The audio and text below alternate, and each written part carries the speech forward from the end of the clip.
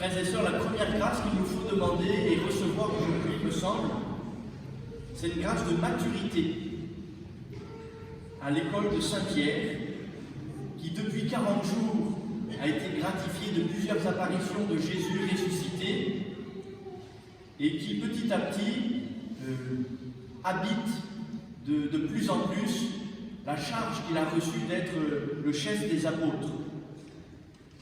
Et la déclaration qu'il fait aujourd'hui aux 120 personnes réunies est particulièrement significative de sa croissance spirituelle.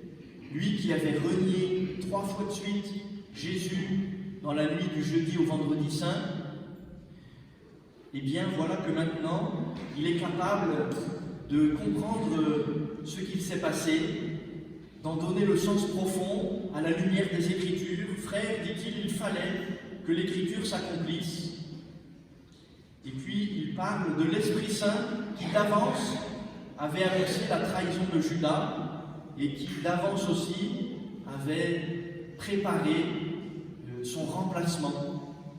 Qu'un autre prenne sa charge, interprète Saint Pierre à partir des psaumes, et il comprend que les 12 doivent bien être 12 pour que leur mission puisse s'accomplir. Alors c'est particulièrement significatif de voir cette maturité de Saint Pierre qui prend en charge le sort de l'Église, alors même que Jésus les a quittés, alors même que l'Esprit Saint n'a pas encore été donné dans toute sa puissance, puisque cela adviendra à la Pentecôte. Et le passage que nous venons d'entendre des Actes des Apôtres se situe précisément entre l'Ascension et la Pentecôte.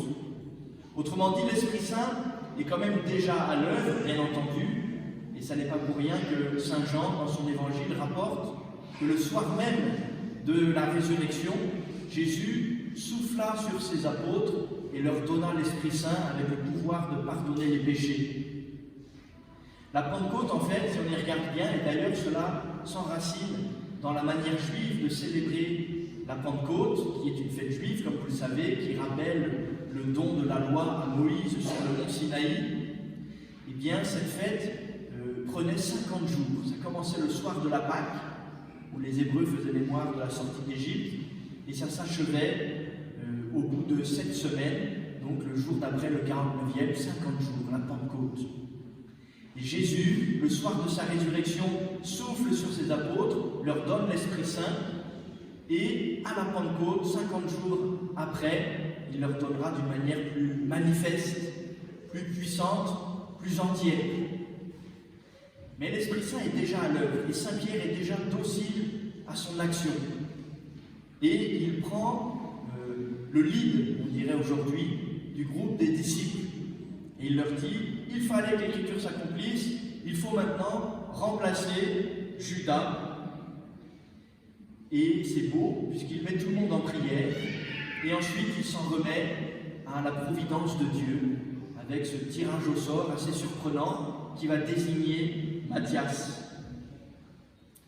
Et alors ce qui est beau, c'est que Matthias est intégré au groupe des apôtres. C'est la première ordination épiscopale dans l'Église, après que Jésus a institué ses apôtres et qu'il leur a donné le pouvoir de faire cela en mémoire de lui. Eh bien, Saint Pierre ordonne Matthias évêque, puisque vous le savez, les premiers évêques, ce sont les apôtres.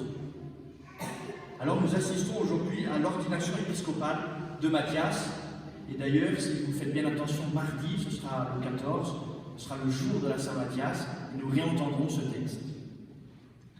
Alors, cette maturité de Saint-Pierre doit être un exemple pour nous. Parce qu'il y a un petit risque de sensationnalisme charismatique, de mauvais aloi, où on a l'impression que l'Esprit Saint fait tout le boulot et qu'on n'a rien à faire. On voit quelquefois l'Esprit Saint comme un magicien qui va faire des choses que nous ne serions pas prêts à faire. Pour une part, c'est juste. C'est vrai que l'Esprit Saint, quand il souffle, c'est puissant et cela nous propulse au-delà de ce qu'on peut même imaginer. Mais pourtant, l'Esprit Saint n'est pas un magicien et nous ne sommes pas des pantins. Nous sommes des êtres intelligents, libres, que Dieu appelle comme tels. Et si l'Esprit Saint va avoir une telle fécondité sur les apôtres au jour de la Pentecôte, c'est précisément parce qu'ils s'y seront préparés. Et nous y sommes dans cette préparation. Nous la regardons chez les apôtres et nous tâchons de la vivre avec toute l'Église. Alors, frères et sœurs, cette 7e semaine du temps pascal, c'est une semaine ultime de maturation, de préparation. L'Église nous fait invoquer l'Esprit Saint, nous fait demander qu'il vienne. Encore une fois, cet appel pressant doit correspondre aussi avec un travail intérieur de docilité, de conversion, d'audace, d'espérance, de bien correspondre à ce que le Seigneur attend de nous. Il nous faut nous préparer. Nous accompagnons par exemple les adultes qui vont recevoir le sacrement de la confirmation à la Pentecôte. Il y en a plusieurs disséminés parmi nous, les grands et les moins grands, les gros et les moins gros. Eh bien, nous les accompagnons pour qu'ils se disposent à recevoir l'Esprit Saint avec fruit, comme les apôtres à la Pentecôte, en s'y préparant. Ils s'y sont préparés depuis plusieurs semaines déjà, plusieurs mois, mais nous prions pour que cette semaine soit décisive dans leur cœur. Et nous voulons, nous qui sommes des vieux confirmés, être renouvelés aussi par l'effusion de l'Esprit Saint. Et nous y serons renouvelés dans la mesure où nous nous y préparons avec Saint Pierre. Une deuxième grâce aujourd'hui, je crois, c'est de ressentir, et d'ailleurs nous l'avons dit dans la prière d'ouverture de la messe, de ressentir combien Dieu est bon avec nous, combien sa résurrection, son ascension préfigure ce à quoi nous sommes appelés à partager la gloire et la victoire de Dieu. Et alors Saint Jean en a fait l'expérience, celui qui dit « Puisque Dieu nous a tellement aimés ». C'est quand même beau. Il ne faut pas nous habituer à ces petits mots qui disent quelque chose de grand, du mystère de l'amour de Dieu qui nous est donné. Puisque Dieu nous a tellement aimés. Frères et sœurs, arrêtons-nous un peu sur ce tel amour de Dieu pour nous. Et si nous sommes là, c'est parce que nous le croyons, nous en vivons et nous voulons en vivre toujours davantage. Que cet amour de Dieu nous transperce le cœur, nous convertisse, nous fasse quitter le mal qui nous entrave trop bien, nous fasse faire la volonté de Dieu, à fond et de manière souvent renouvelée. Et puis, une troisième grâce, c'est l'Évangile qui nous la donne avec ce verbe « sanctifier ». La prière de Jésus, qui prie pour chacun d'entre nous. Il prie non seulement pour ses apôtres présents historiquement autour de lui ce soir du Jeudi Saint, ce soir où il a prononcé cette grande prière qu'on appelle la prière sacerdotale, c'est-à-dire qu'il prie vraiment comme celui qui intercède auprès de son Père pour son peuple, et il accomplit un rôle de prêtre, un rôle sacerdotal. Et alors, Jésus prie pour chacun d'entre nous. Il prie pour ceux qui croiront grâce à la parole des apôtres. Et quand il prie, il veut que nous soyons sanctifiés. Sanctifie-les dans la vérité, dit Jésus à son Père. Son intention de prière, c'est que nous soyons sanctifiés. Et sanctifier, ce n'est pas la perfection morale d'abord, même si l'Évangile nous invite bien sûr à pratiquer les vertus et à renoncer au mal. Mais nous ne sommes pas saints au bout de nos forces. Vous savez, comme les stoïciens, Sénèque, par exemple, qui dit, ben voilà, c'est parce que je pratiquerai la vertu que je serai parfait. Mais c'est une perfection à la force du poignet, à la force du caractère. Ici, la sainteté que le Seigneur veut pour nous, c'est lui qui nous la donne. Et le mot sanctifié dit quelque chose de la séparation du monde. Ça revient comme un fil rouge dans les propos de Jésus dans cette page d'évangile.